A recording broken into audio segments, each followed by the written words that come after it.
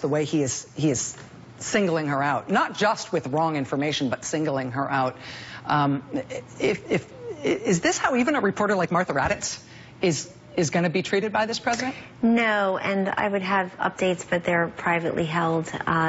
We've been discussing this with ABC News. I've talked to the president of ABC News about this directly, and I've talked to the president-elect. And look, we all have enormous respect for Martha Raddatz as a journalist. Everything you just said about her would get a +1 from me.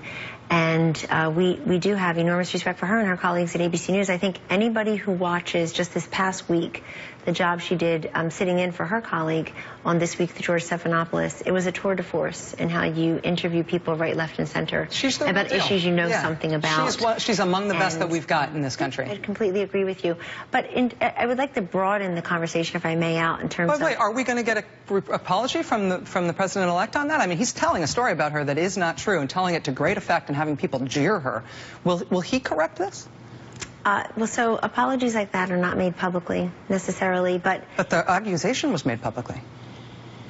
So the accusation was made by a number of people, and I'm just telling you I've got an update to what you presented there, is all I'll say. And it would make you happy.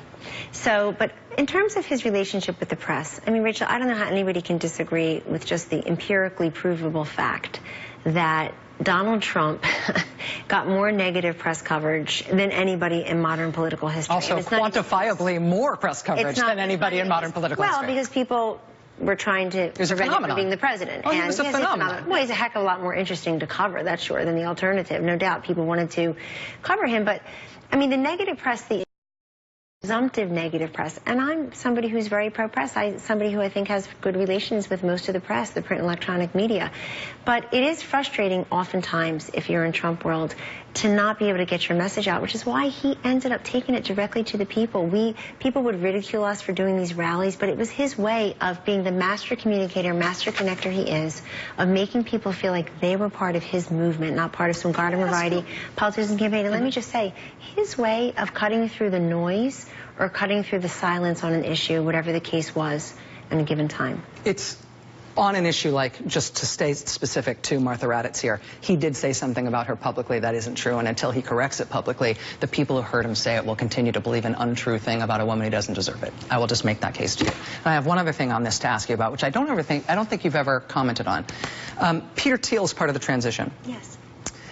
He put a news organization out of business. He did not like how Gawker.com covered him in Silicon Valley. So he funded a legal strategy against them. They got sued for over $100 million. It made that company go away.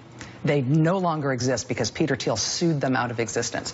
The lawyer he used to do that is now representing Melania Trump in a lawsuit that she has filed against a blogger you've never heard of. She's filed a $150 million lawsuit against a blogger.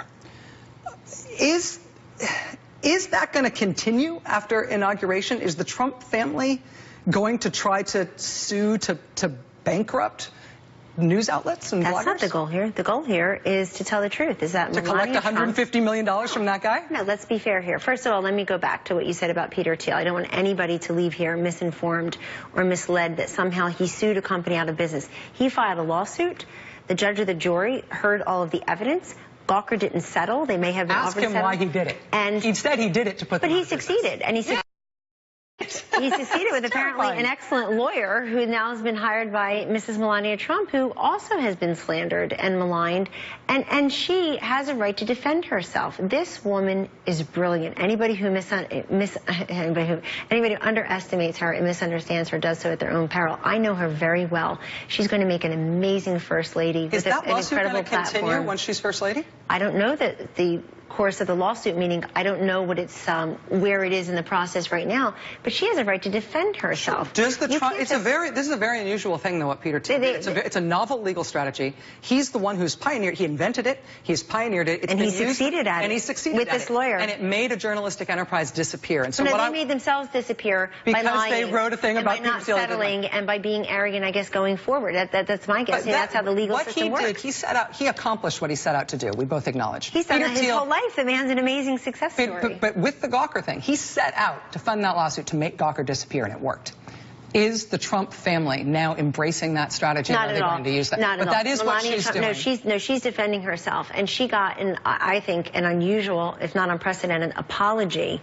Even though after she the got a lawsuit retraction, was filed, and now she's still pressing ahead with the lawsuit. It's unheard of. Well, but why press ahead with the lawsuit after the retraction? Why is it okay to treat her that way? Well, Rachel? I'm not talking about her treatment. I'm talking about. No, that's what this is about, though. If you're going to lie about Melania I also Trump, have no opinion on the Hulk Hogan sex tape, but I do have an opinion on using a legal strategy, a novel legal strategy, to disappear journalistic enterprises. That's not what this is about. I think in her case, it's why it's use a straight the same up lawyer? It's a straight up because he's effective. He did a great job. He's effective at this legal strategy. That was one case. That was one type of case that he handled, but that's not the goal here. The goal here is to, I think, punish and to call out people who lie about Melania Trump. And a retraction isn't enough. Well, even if you retract it, the first family will continue to sue you? That's not the first family. Let's be fair. She's a private citizen. Okay, so the First Lady of the United States, if you apologize, you get it wrong. You apologize and you retract it.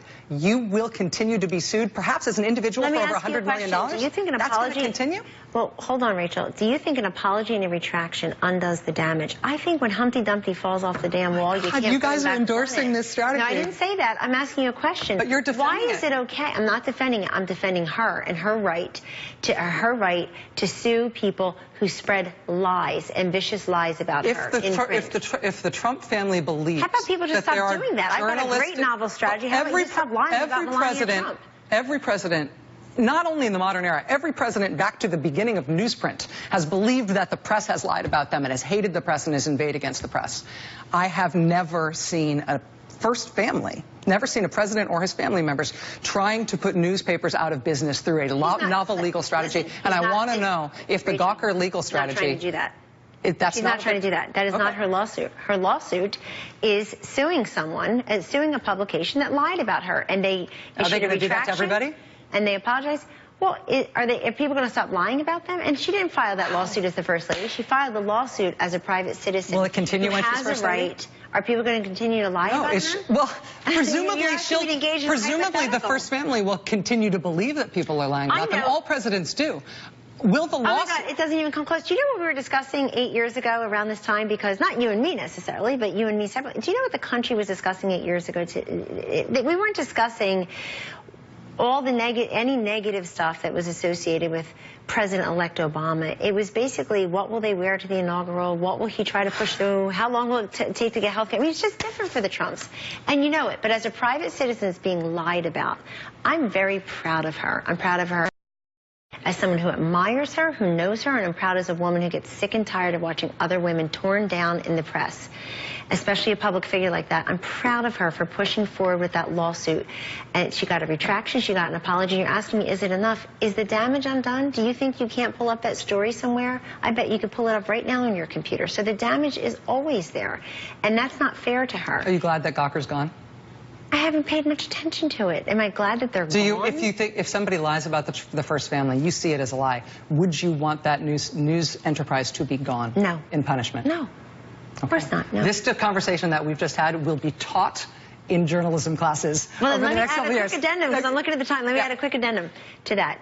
I certainly don't want them gone, but I also want the legal process to take its regular course without interruption from anyone else. So if the lawsuit includes a judgment, if the verdict includes a judgment that puts said Gawker out of business because they did not settle or they did not protect their assets or they did, if that's the result, that may not have been the intention. That was the intention. In this case, was the intention. The man is brilliant. Kellyanne Conway. Thanks for having me. It's really nice to have you here. I hope you will continue to do this. And you told me last time we spoke that I'd get to speak with your candidate during the election. Now. It didn't happen, but you owe me one. He did want me to tell you, because I told him last week that I was coming on your show this week, and he said he was so